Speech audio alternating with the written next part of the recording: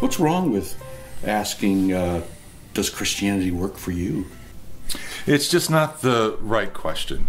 The question assumes that I know what my goals are, I should know what my chief end is on my own, and that Christianity is just a means to an end.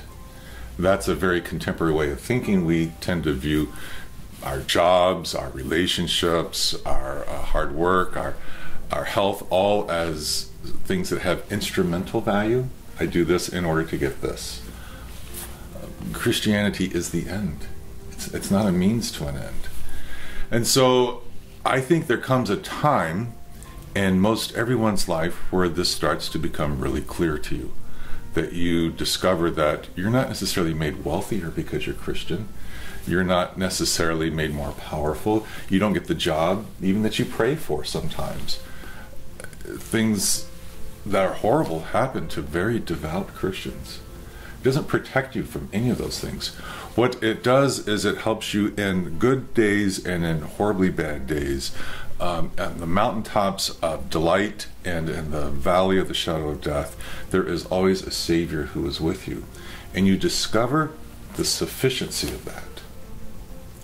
I think there comes a time in everyone's life where you discover that God's love is going to have to be enough.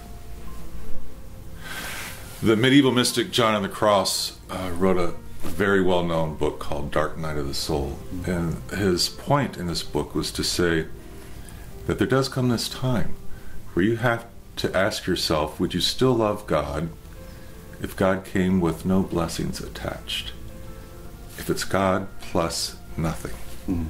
It's really not until someone has passed through that dark night of the soul where they've lost so much, where, as John of the Cross says, they hang on the cross with Jesus while everything else drops off.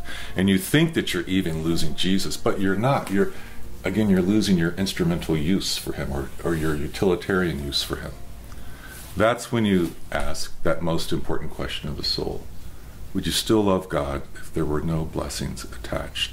Can we love God simply because God is God?